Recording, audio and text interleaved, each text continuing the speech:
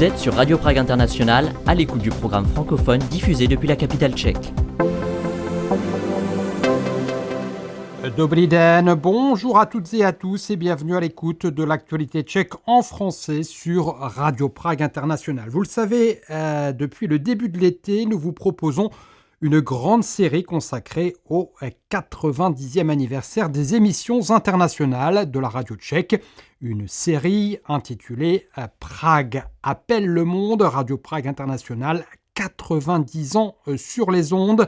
Une série dans laquelle est donc retracée toute l'histoire de la station, et ce, depuis les années 1930 jusqu'à aujourd'hui. Dans le troisième épisode que nous vous proposons d'écouter aujourd'hui, retour sur la manière dont les émissions internationales de la radio tchécoslovaque ont été affectées par le printemps de Prague en 1968, puis par l'invasion du pays par les troupes du pacte de Varsovie, un document exceptionnel, comme vous allez l'entendre, préparé par Jaromír Marek, David Hertel et Aleš Krupka pour la version tchèque et par Paul-Henri Perrin pour la version française. Très bonne écoute de Radio Prague International.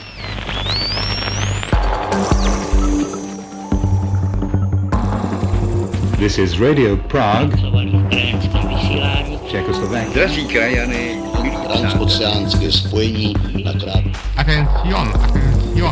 Radio Prague International. 90 ans sur les ondes.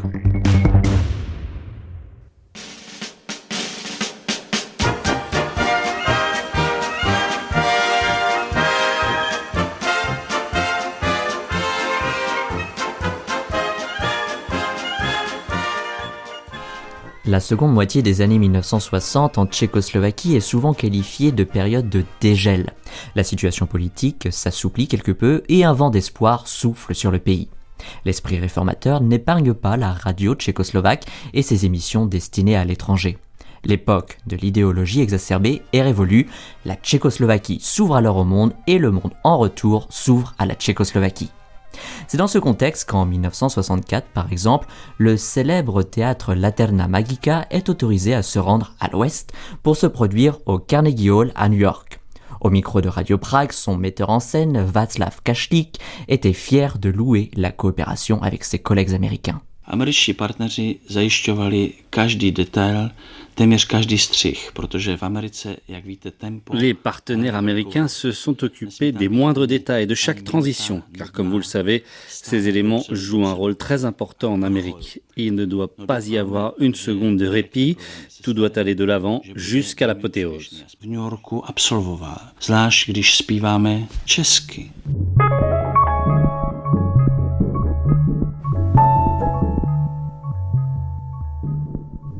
Malgré un assouplissement incontestable, la censure continue de régner dans tous les médias tchécoslovaques, et Radio Prague ne fait pas exception. Le vocabulaire et le ton n'évoluent que lentement.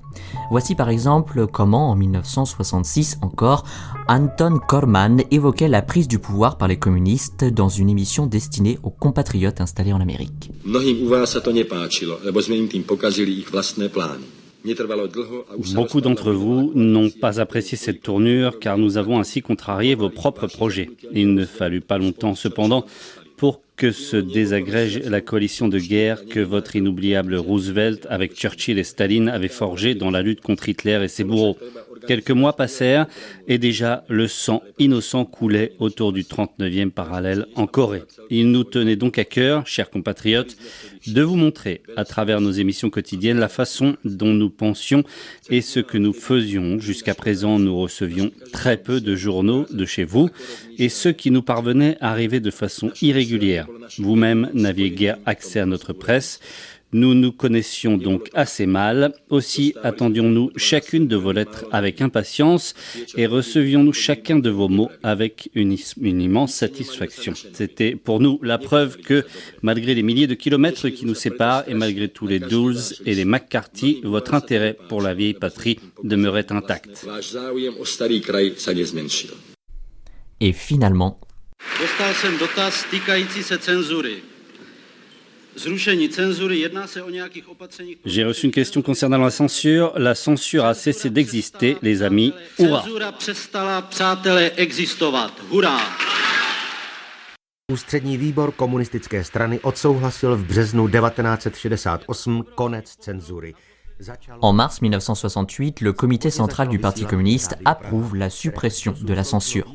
Le printemps de Prague commence. Radio Prague, qui jusqu'alors avait servi exclusivement à diffuser les idées du socialisme, se met elle aussi à émettre librement, comme en témoigne Pavla Jaizirova, qui travaillait en 1968 au service francophone destiné à l'Afrique.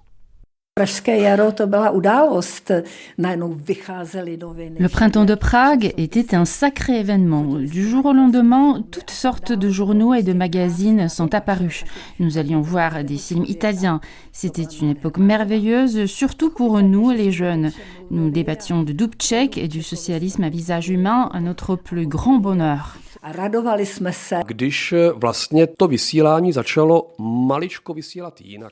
Lorsque les émissions ont commencé à différer un peu par leur ton de celles d'avant, les auditeurs ont-ils réagi? Ont-ils perçu un changement?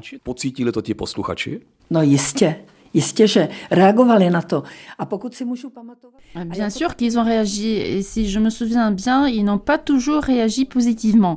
D'ailleurs, comment exiger de personnes vivant dans des régions aussi éloignées, parfois dans des villages reculés, qu'elles comprennent ce que signifiaient les changements politiques en Europe?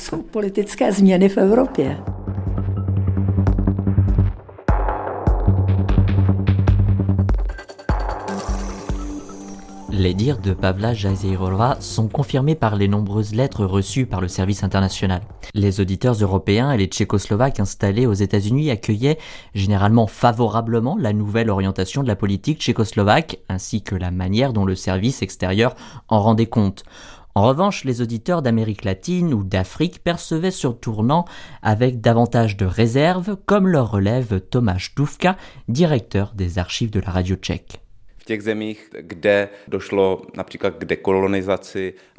réactions les plus empreintes d'incompréhension provenaient notamment des pays d'Afrique et d'Amérique latine. Dans ces pays qui avaient connu la décolonisation, les émissions internationales tchécoslovaques avaient bénéficié d'une large audience. La Tchécoslovaquie disposait alors d'un espace important pour y exercer son influence et sa propagande. Puis, du jour au lendemain, ces émissions ont changé de ton, allant parfois même jusqu'à questionner la voie suivie par le pays. Les réactions des auditeurs de ces pays ont donc sensiblement différé de celles observées dans le reste du monde.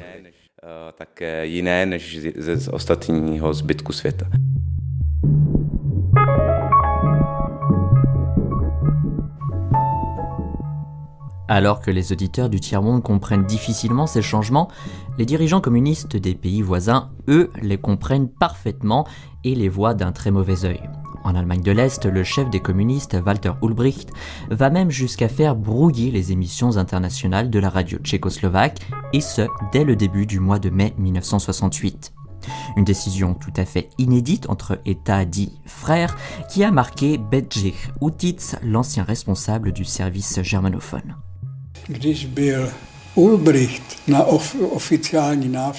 Lors d'une visite officielle d'Ulbricht à Prague, la question de la suppression de la censure chez nous a été évoquée en conférence de presse. Il a alors déclaré « Chez nous, nous n'avons rien à supprimer puisqu'il n'existe aucune censure ». Évidemment, j'ai rediffusé par la suite cette déclaration 3 ou 4 fois en ajoutant systématiquement « À la demande des auditeurs qui subissent le brouillage, nous répétons la déclaration du camarade Ulbricht ». Bien entendu, ce genre de choses les irritait au plus haut point. Au point que notre ministre des Affaires étrangères, Jiří Hájek, à son retour d'une visite officielle en RDA, m'a confié, après une interview, qu'il avait passé la plus grande partie de sa visite à écouter des plaintes concernant mes émissions.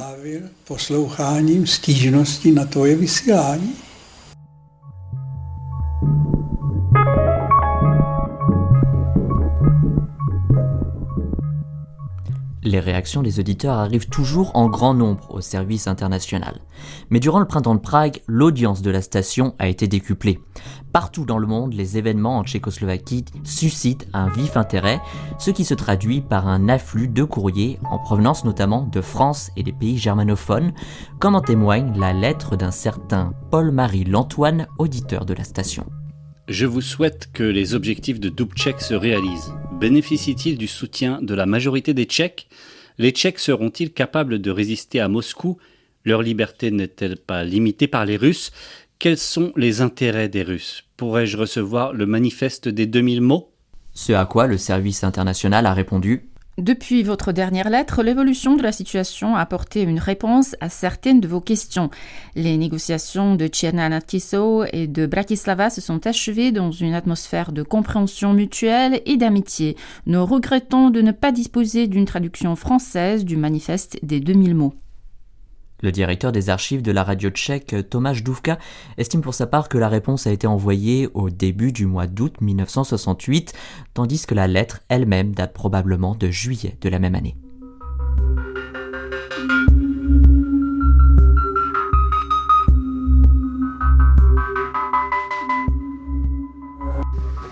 Včera, dne 20. srpna 1968, kolem 23.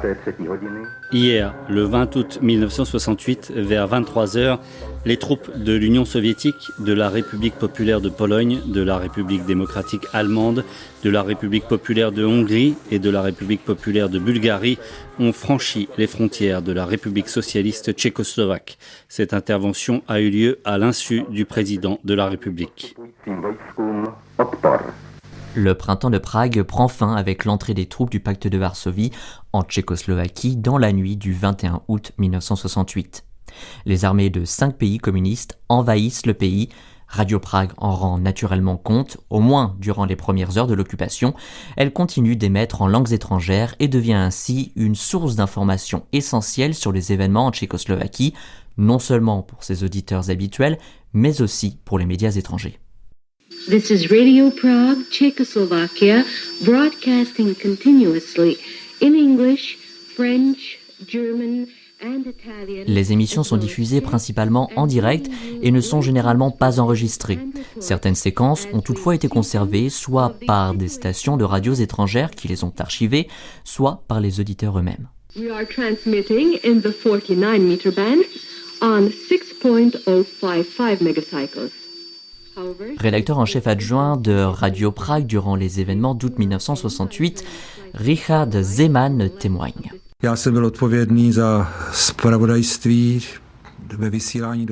J'étais alors responsable de l'information dans les émissions destinées à l'étranger. Je me souviens que la première dépêche a été rédigée par le jeune Karel Vix et nous l'avons immédiatement diffusée à l'étranger. Já jsem přišel až v 5 ráno a také jsem tam byl až do konce, než nás vyhodili, my jsme si mysleli, že nás... Je ne suis arrivé qu'à 5 heures du matin et je suis resté jusqu'au bout, jusqu'à ce qu'on nous expulse. Nous pensions qu'ils ne nous mettraient pas dehors, alors nous étions allés acheter des conserves et de l'alcool pour être en mesure de tenir aussi longtemps que nécessaire sur place. Finalement, ils nous ont tout confisqué et expulsés. Il y a eu plusieurs scènes assez marquantes. L'une d'entre elles s'est produite lorsque Karel Hrabal, alors directeur du service international, a réuni les jeunes journalistes dans son bureau. Il nous disait de ne pas avoir peur, que toutes ces armes ne tiraient que des cartouches à blanc, qu'il n'allait tout de même pas nous tirer dessus à balles réelles. Et au même moment, une rafale de mitraillettes a éclaté. Les balles ont atteint le plafond de son bureau, formant un nuage de poussière. Nous nous sommes tous jetés au sol, puis nous nous sommes éclipsés en rampant. Quelques bureaux plus loin se trouvait Jana Hořinkova, alors jeune technicienne du service international de la radio. Elle aussi a gardé un souvenir précis de cette journée. Já jsem přišla až v 1:30 odpoledne. Dřív jsem se nedostala. Je ne suis arrivée qu'à 1h30 de l'après-midi. Je n'avais pas pu venir plus tôt. À 18 ans, j'ai vu pour la première fois de ma vie un homme mort allongé dans le hall de la radio. Comme j'aurais dû être au travail plus tôt, je suis allée présenter mes excuses. Mon chef m'a alors dit « à partir de maintenant, uniquement en russe ». Cela m'a surprise et encore aujourd'hui, je ne sais pas si elle plaisantait ou s'il était sérieux. En réalité, nous ne faisions guère autre chose que regarder ce qui se passait. Je suis restée ici jusqu'à 7 heures du soir. Ensuite, on nous a dit ceux qui veulent passer la nuit ici peuvent rester, sinon rentrez chez vous, nous fermons le bâtiment. Radio Praha, Československo. Le bâtiment de la radio tchécoslovaque étant désormais occupé, une solution de rechange doit être trouvée.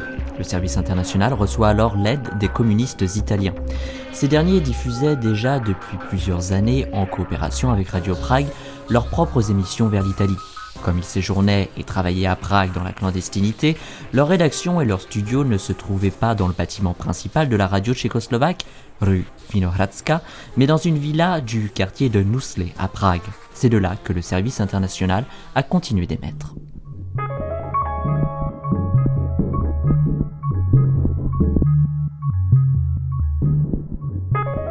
Depuis la villa de Nuslé, les journalistes du service international préparent des émissions de 10 minutes destinées au monde entier, en anglais, en italien, en français, en allemand et en espagnol. Richard Zeman se souvient.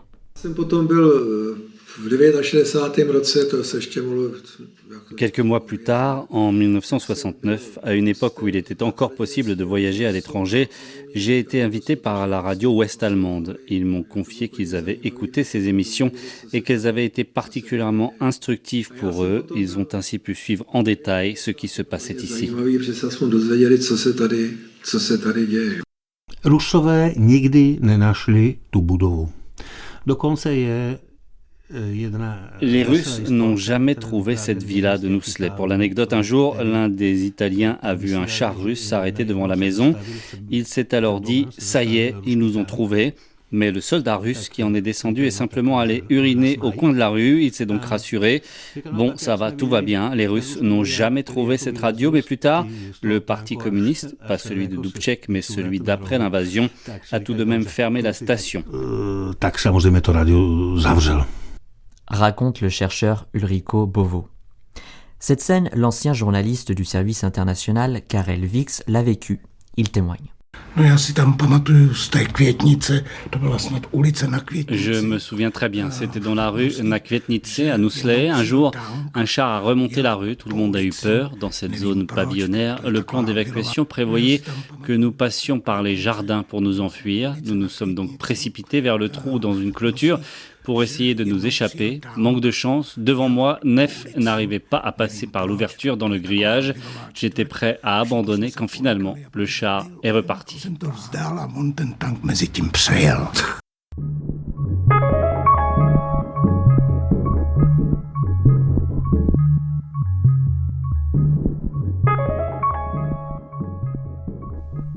L'histoire tend à se répéter. 30 ans après avoir combattu, en 1938, les mensonges de la propagande nazie, Radio Prague et son service international se retrouvent de nouveau engagés dans une lutte acharnée contre la désinformation, orchestrée cette fois-ci par les troupes d'occupation soviétique. 2 semaines plus tard, le 9 septembre, les soldats soviétiques évacuent finalement le bâtiment de la radio tchécoslovaque.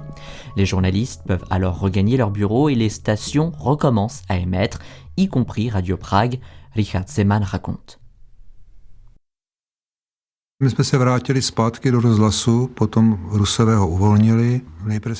Russes partis, nous sommes retournés à la radio. La situation était désastreuse. Il a d'abord fallu tout désinfecter. Ils avaient tout pillé, tout ce qu'ils pouvaient. Après quelque temps, on a recommencé à émettre normalement. Il faut dire que les équipements n'étaient pas aussi complexes qu'aujourd'hui. Il ne restait plus nourriture ni boisson. Un collègue francophone, Josef Tsintsibus, qui avait dans son bureau à la radio exposé des photos de Staline, Lénine et Marx, ainsi que des slogans de propagande, m'a raconté que les soldats, croyant qu'il s'agissait d'un coin rouge, avaient préféré ne pas y entrer. Les rédactions reprennent leurs activités, mais le 21 août a laissé des traces. La société et les médias commencent à se refermer à nouveau. C'est le début de la période dite de normalisation, à savoir le retour de la censure et de la pleine soumission au pouvoir communiste. Městská správa veřejné bezpečnosti v Praze sděluje, že dnes kolem 15. hodiny se na Václavském náměstí Dans le but de réveiller la société et de la pousser à résister à l'occupation militaire, L'étudiant Jan Palach s'immole par le feu sur la place Wenceslas à Prague le 16 janvier 1969. Ces funérailles constituent l'une des dernières grandes manifestations contre l'apathie sociale naissante. A záchranná služba ho odvezla do nemocnice k ošetření. Motiv činu se vyšetřuje. No, já si ještě pamatuju, že jsem vlastně reportovala.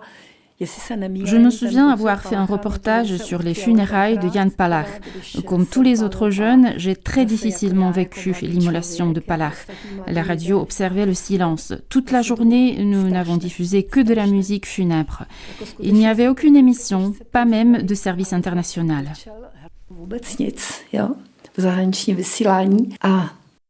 Se souvient Pavla Jazirova.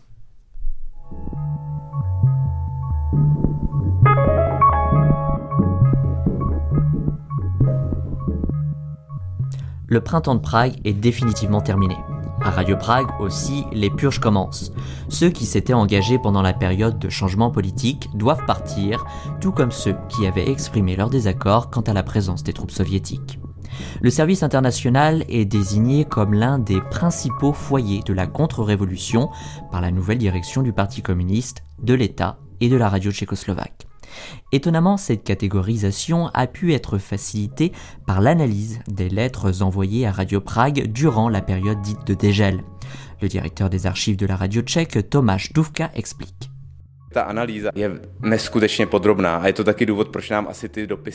L'analyse a été particulièrement poussée. C'est aussi pour cela que les lettres ont été conservées. Elles ont été classées, numérotées et des passages ont ensuite été traduits et cités. L'objectif était clair, effectuer une purge au sein du service international. À partir de ces lettres d'auditeurs, on a même dressé un portrait des personnes du service international dont il fallait se séparer. Rien ni personne n'a été épargné. Même les étrangers ont dû rentrer dans leur pays après 68.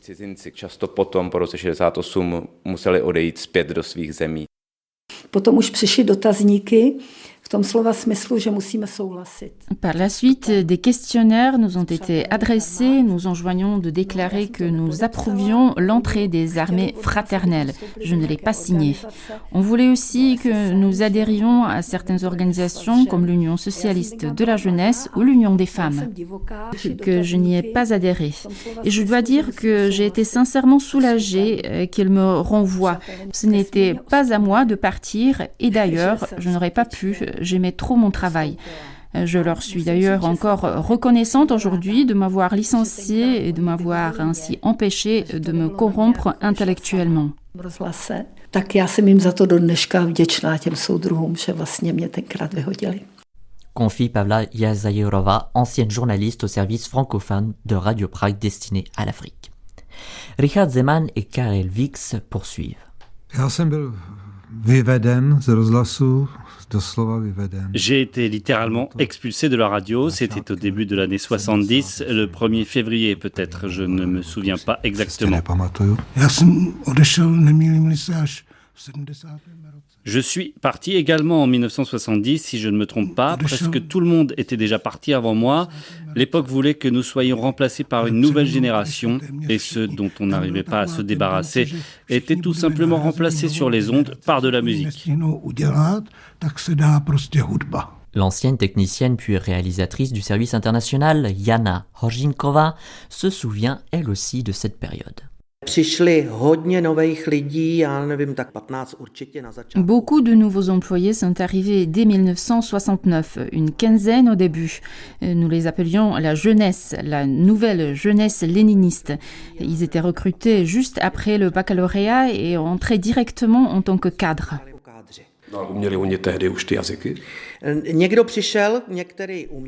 Certains savaient parler des langues étrangères, d'autres ne savaient pas, mais affirmaient fermement qu'ils apprendraient en 6 semaines.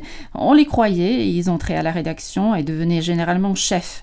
Le chef, lui, n'avait pas vraiment besoin de maîtriser les langues puisqu'il ne passait pas au micro. Il se contentait de signer pour valider les contenus destinés à être diffusés. Cela était connu de tous, y compris du rédacteur en chef, et cela ne posait pas de problème.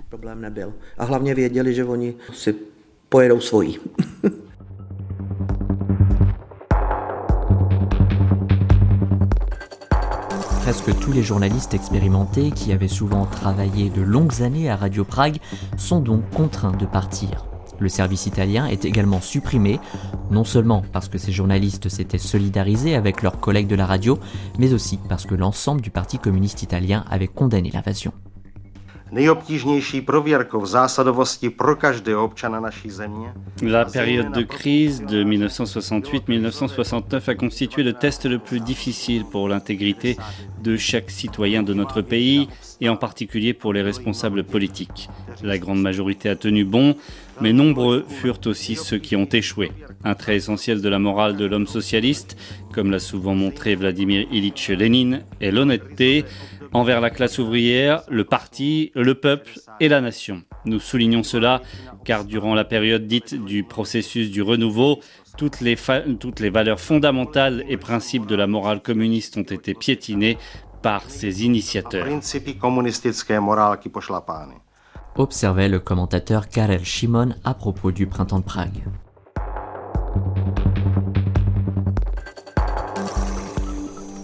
Nous sommes alors en 1979 et le service international vit à nouveau sous une censure stricte. La station est redevenue un fidèle instrument du Parti communiste et de son gouvernement. Radio Prague devra encore attendre 20 ans pour connaître à nouveau son propre printemps.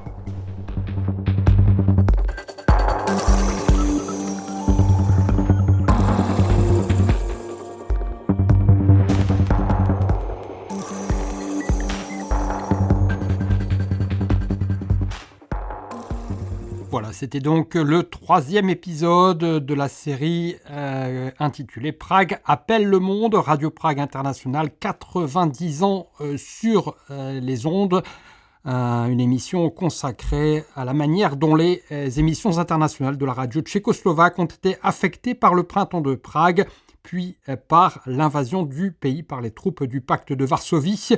Cette émission a été préparée par Jaromír Marek, David Hertel et Aleš Krupka, puis donc par Paul-Henri Perrin pour la version française. Merci de votre attention. Merci également de votre fidélité aux émissions en langue française de Radio Prague International. Et à très bientôt de nouveau à l'écoute. Naslyšenou, ahoj.